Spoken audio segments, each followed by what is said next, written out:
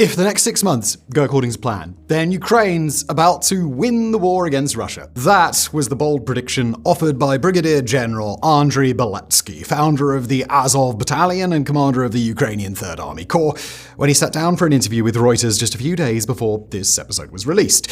Speaking from an undisclosed location in a bunker deep below the region of Kyiv, Beletsky laid out his timeline as follows. Quoting him, "I believe the next 6 to 9 months are a turning point. More precisely, I think the next 6 are the most critical." End quote. If in that time Ukrainian forces can surge ahead on the battlefield, make meaningful strategic gains, and most of all hold the line against Russian troops, then Russia may end up offering concessions at the negotiating table and possibly before the year is out. It's an idea that was practically unthinkable back in 2022, that Ukraine could force its way to a negotiating position where Russia might agree to a lasting truce.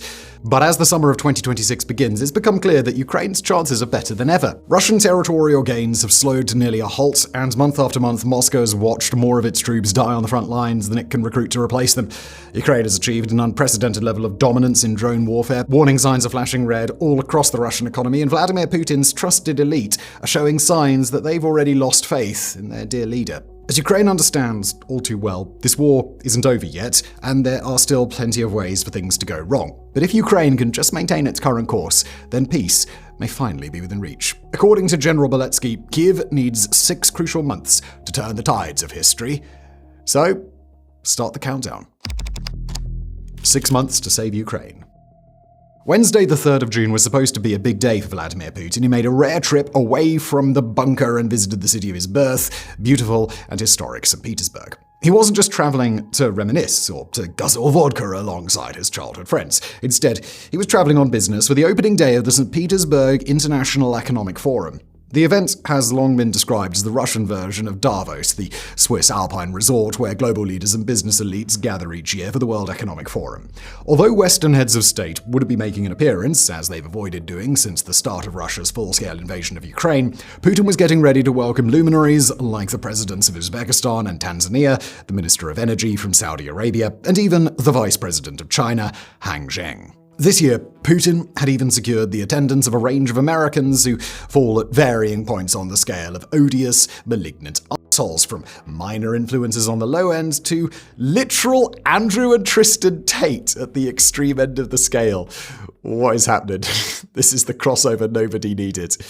But just as attendees were making their way to the conference, a plume of heavy black smoke began to rise over the city. Flying low across the Baltic Sea and then close enough to the city skyline that conference goers could capture them on camera, Ukrainian drones and missiles rained down upon St. Petersburg's major oil terminal, as well as a naval base on a nearby island, and what the city governor claimed were several other infrastructural targets.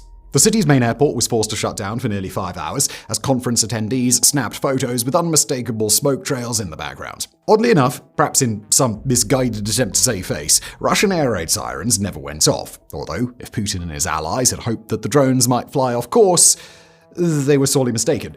Russia, as usual, vowed a systematic response, which was a credible threat less than 48 hours after a wave of 656 drones and 73 missiles killed at least 23 people across several Ukrainian cities. But just as that comprehensive strike and others like it have completely failed to deter Ukraine's drone attacks, it's unlikely that a retaliation for St. Petersburg will accomplish anything more. The conditions that allowed Ukraine to devastate St. Petersburg on one of the most important days for Vladimir Putin this year are the same conditions that allowed Brigadier General Beletsky to issue his 6-month timeline. But before we get into the details of what the next 6 months could hold, we've got to understand Beletsky's prediction just a little bit better. Beletsky and other Ukrainian leaders, including those who've since echoed his claims, are not arguing that after the next 6 months Ukraine will somehow be marching on Moscow, nor are they arguing that Ukraine is just 6 months away from retaking territory that Russia's held since 2014, like the Crimean Isthmus or the cities of Donetsk and Luhansk. Instead, those 6 months represent the time Ukraine thinks it needs to get Russia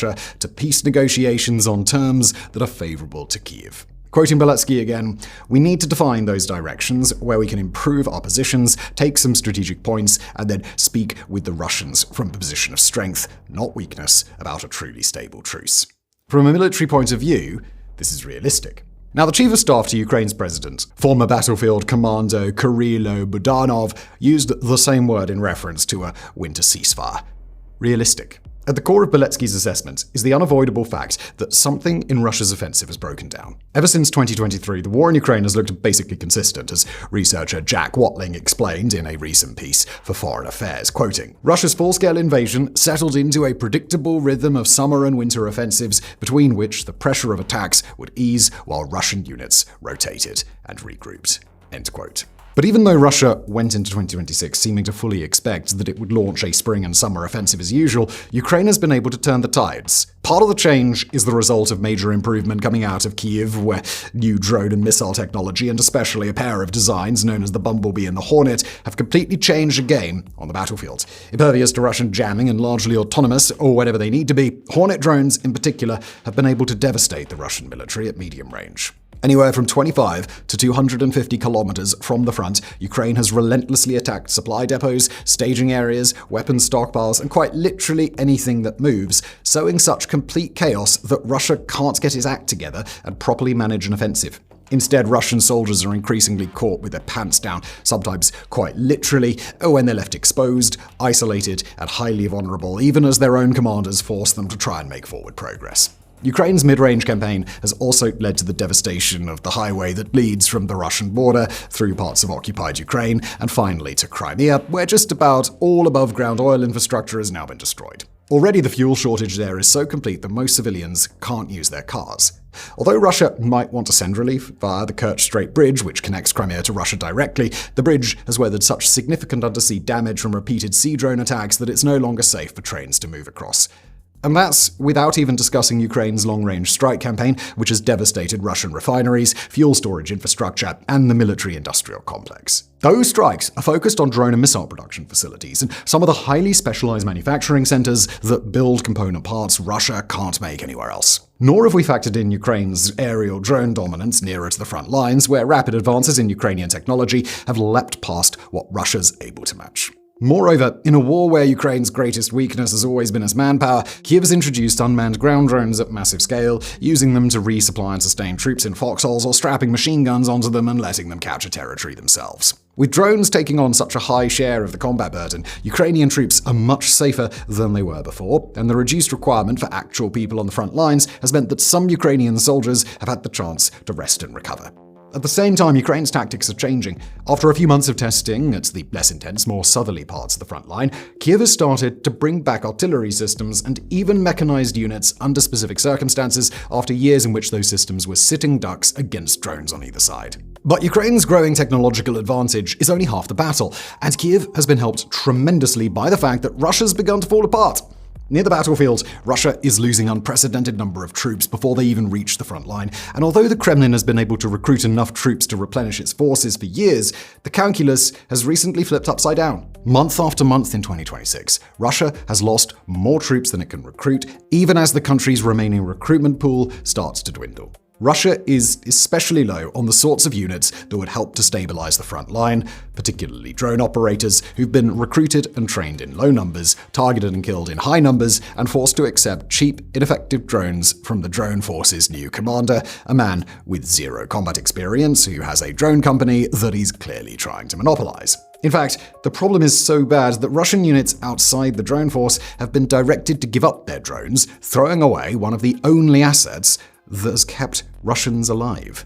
On the home front, Ukraine's sustained long-range drone campaign has crippled military industry, contributed to deepening fuel shortages, and led Russian citizens to really feel the impact of war in a way they never had before. In a show of discontent that would have been unthinkable just a year ago, even instruments of the Russian state are beginning to reflect what's happening. State pollsters are acknowledging that support for Putin is dropping fast, and military analysts and economists are releasing think pieces that insinuate, or claim outright, that it's time for the war to end. That's not something that Russian intellectuals get away with saying unless things are getting real bad. According to insider reports, the Russian elite feels the same.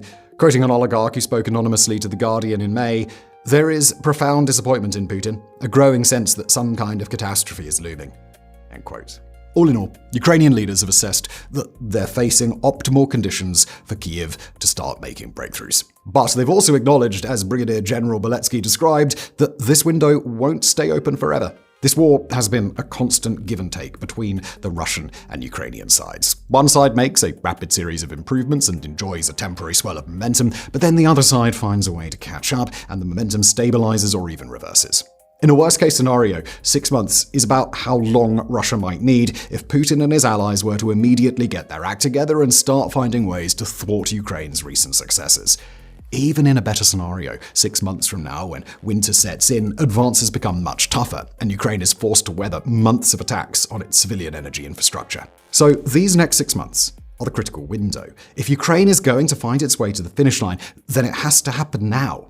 Now we're going to discuss what Ukraine might do with its 6 months in just a moment, but first a quick pause to tell you about our new subscriber site. Fronts.co is our outlet for all the stories we don't have space to do justice here on the main channel, a place where we can dig deeper and go nerdier than we ever do on YouTube. Every week we upload 2 exclusive videos, 2 expert-written articles, and a podcast or 2, all covering the conflict and geopolitical stories that matter most to you. Often our coverage is focused on the Russian invasion of Ukraine, but we also host plenty of pieces on Iran, Sudan, the Sahel, Europe, and elsewhere. Not to mention all the minor conflicts that the rest of the world tends to ignore. This week, we released an exclusive deep dive episode providing a close look at the way that North Korea understands the rest of the globe. That's nearly an hour and a half on Pyongyang's wild but crystal clear view of things.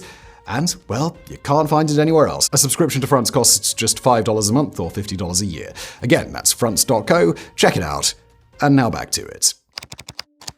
How to tame the bear.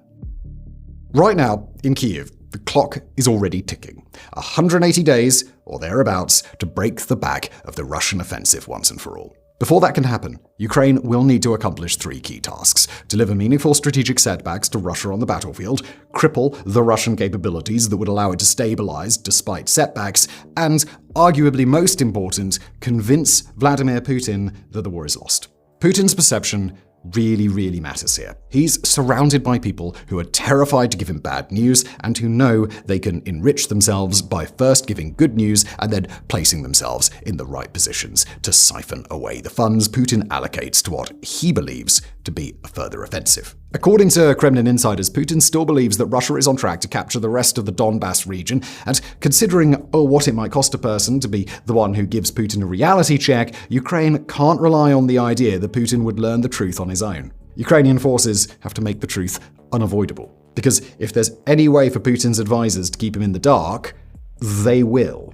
As for how Ukraine goes about changing the situation, a growing chorus of war experts are sounding the alarm that a counteroffensive might be within reach. Now, even if Kyiv can achieve something along those lines, it's not going to be a counteroffensive across the whole front line, or even a territorial recapture on the scale of what Ukraine achieved in 2023.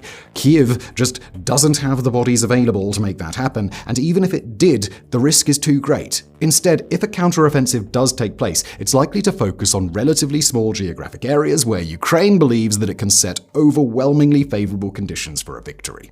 That means concentrating incredible numbers of drones and drone operators, using tactics similar to what the architect of Ukraine's offensive drone strategy, Ilya Sekharin, has explained on this very channel. You can check out our interview with Ilya on WarFronts and check out the multiple articles he's published with our team over on fronts.co if you'd like to learn more about what Ukrainian offensive drone swarms could look like. Judging by Ukraine's recent successes in pulling mobile howitzers, main battle tanks, and armored personnel carriers into frontline areas, those assets will probably be deployed as well as a true force multiplier in areas where Ukraine already controls the sky. As for the potential targets, the most obvious is Ukraine's Zaporizhzhia nuclear power plant, the largest nuclear power plant in Europe, and a place that Russia has controlled since 2022. Ukrainian troops appear to be moving within striking distance of the plant, and if it could be recaptured, Ukraine would deprive Russia of some of its most important leverage. Since the plant was taken over, Russia has been engaged in a long theatrical display of nuclear blackmail, and if the war were to conclude with the power plant in Russian hands, it would be a massive boon to the Russian and occupied Ukrainian energy sector. Elsewhere, although Ukraine is neither close enough to take Crimea nor in a position of sufficient forces for that kind of operation, Kyiv may try to get as close to Crimea as possible to demonstrate its ability to threaten the isthmus in the future. Ukrainian advances in the Donbass are also possible, although they'd be modest, with Ukraine starting to make limited advances toward the city of Pokrovsk. In the north, Ukraine may try to bleed Russia dry near the city of Sumy, where Russian forces have recently captured a number of abandoned villages that Ukraine didn't seriously attempt to defend, probably in an attempt to boost perceptions that Russia is still gaining ground month over month.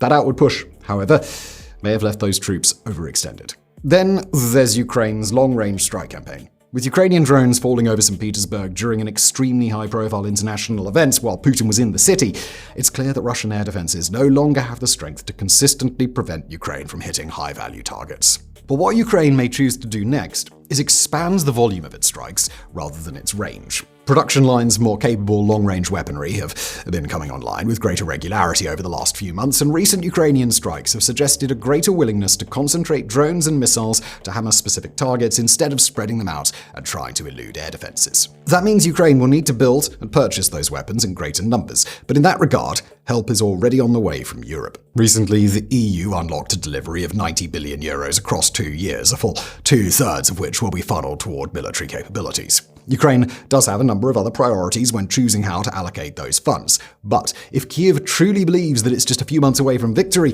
then the potential is obvious. Surge that funding into acquisition of as many long-range weapons as possible until Ukraine's recent long-range sanctioning campaign against Russian oil infrastructure looks like child's play in comparison. Again, it's critical to remember that Ukraine's objectives wouldn't be to defeat Russia outright, but to force Russia into as favorable a negotiating position for Ukraine as possible. That's a principle that a number of Ukrainian leaders have reiterated over the last few days, including President Zelensky himself. Objective number 1 is to get Putin to the negotiating table, and objective number 2 is to ensure that once negotiations begin, Russia is willing to support an unconditional ceasefire or perhaps even make concessions in order to get the war to end. In past rounds of talks that barely qualified as a negotiation, Putin and his allies stonewalled, demanded that Ukraine abandon territory it hasn't captured, and tried to impose a wide range of concessions on Kyiv. But if Ukraine can accomplish what it believes to be possible over the span of the next 6 months, then the ultimate hope is that those roles could be reversed. Ukraine could demand more stringent security guarantees and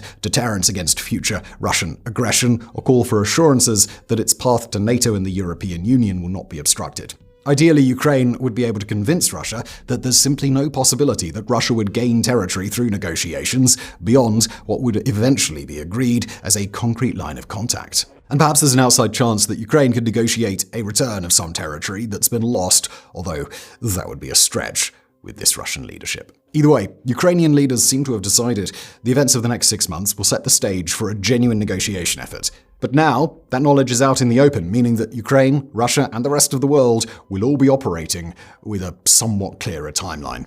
Ukraine doesn't have to meet Russia at the negotiating table in 6 months. It could continue because this next stretch of warfare doesn't go as planned, or because this stretch goes so well that Kyiv wants to press an advantage. But Russia will be trying to hold out, Ukrainian soldiers will be counting down the days until they can finally go home, and Europe and the United States will be eager to return to normal. Ukraine has set a clear expectation on when and how this war might end, and now it's of the utmost importance that Ukraine can hold up its end of the bargain. Thank you for watching.